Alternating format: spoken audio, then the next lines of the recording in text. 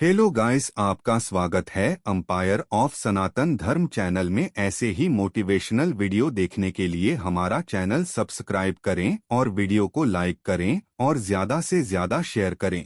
गीता में जीवन के सार का वर्णन बहुत ही विस्तार से किया है। गीता को भगवान श्री कृष्ण का ही एक स्वरूप माना गया है। गीता में मनुष्य के जीवन को सफल बनाने के लिए की सूत्रों का वर्णन किया गया है।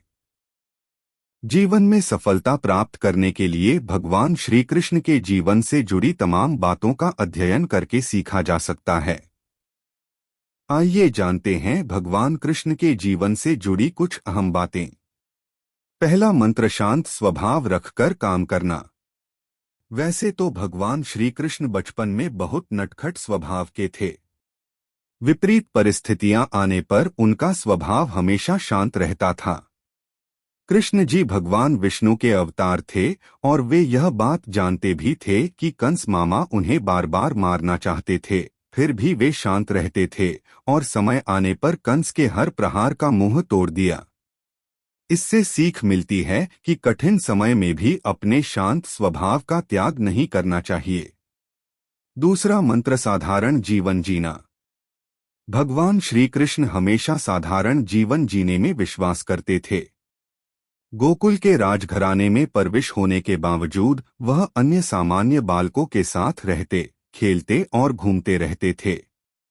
उन्हें कभी भी अपने राजघराने का घमंड नहीं था। तीसरा मंत्र, कभी हार न मानना। कभी भी उनका मन बुरा समय आने पर घबराता नहीं था। वह विपरीत परिस्थितियों का डटकर मुकाबला करते थे। उनका मानना था बुरे समय में विवेकपूर्वक काम करना चाहिए। भगवान श्री कृष्ण ने कभी भी हार न मनाने का संदेश दिया था। अंत का प्रयास करते रहना चाहिए, भले ही परिणाम हमारे पक्ष में क्यों न हो। चौथा मंत्र, दोस्ती निभाना। कृष्ण और सुदामा की दोस्ती को कौन नहीं जानता। यह दोस्ती महज दोनों के प्रेम के कारण नहीं, बल्कि एक दूसरे के प्रति आदर के कारण भी प्रसिद्ध है।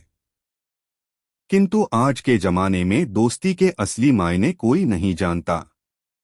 श्री कृष्ण ने हमेशा अपने मित्र सुदामा और अर्जुन का साथ दिया था। पांचवा मंत्र, माता पिता का हमेशा आदर करना। श्री कृष्ण को जन्म देवकी ने दिया था, लेकिन उनका पालन पोषण यशोदा और राजा नंद ने गोकुल में किया।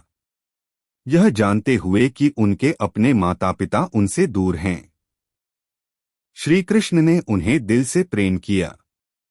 उनका आदर और सम्मान करने में कोई कसर न छोड़ी। एक राजा था जो अपनी प्रजा का बहुत ख्याल रखता था। वह अपनी प्रजा के बीच जाता और उनकी समस्याओं को सुनता था। वह कोशिश करता था कि वह उनकी समस्याओं को दूर कर सके। उसकी कर्तव्यनिष्ठा के चर्चे दूर दूर तक फैले हुए थे। एक बार राजा अपने राज्य में भ्रमण करने के लिए निकले हुए थे। तब उनके कुर्ते का एक बटन टूट गया। यह देख राजा ने अपने मंत्री तो तुरंत बुलाया और उसे आदेश दिया कि वो गांव से एक अच्छे दर्जी को बुला लाएं जो उनके कुर्ते का बटन लगा दे। यह सुन मंत्री ने गांव में दर्जी की खोज शुरू कर दी। संयोग से उन्हें एक दर्जी भी मिल गया।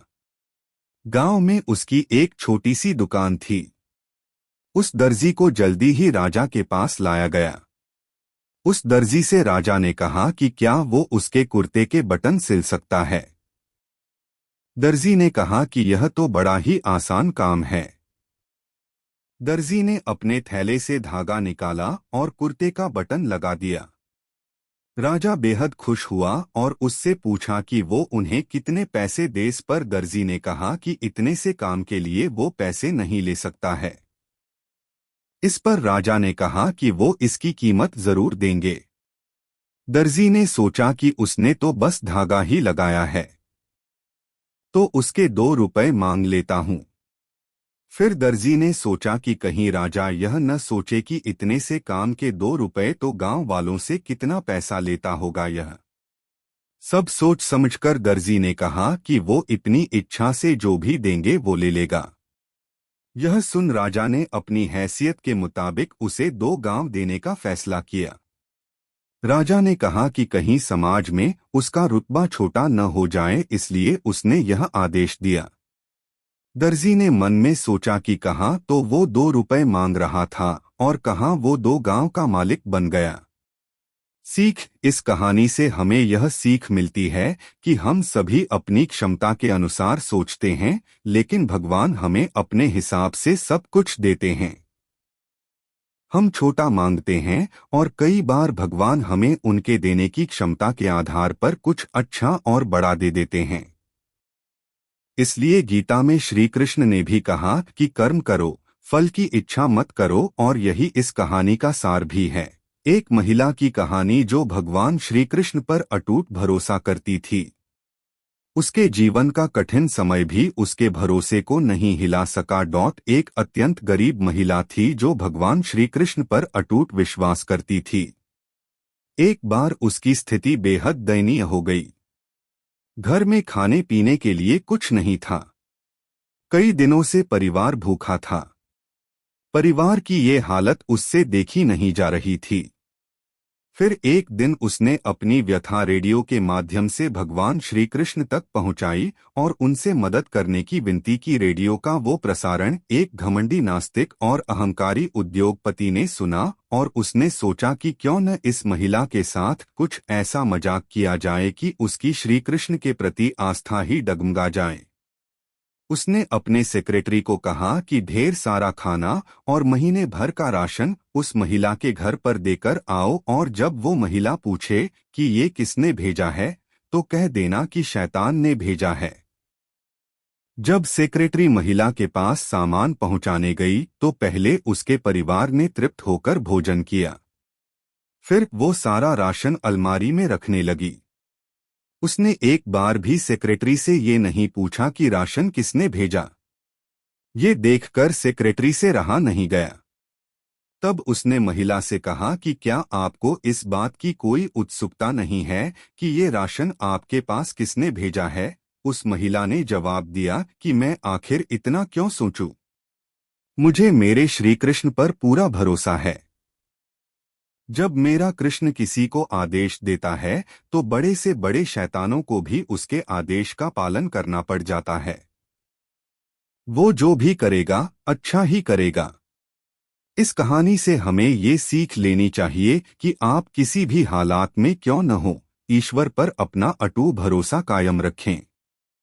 आपके जीवन में जो कुछ भी आपको मिला है वो आपके ही कर्मों का नतीजा है।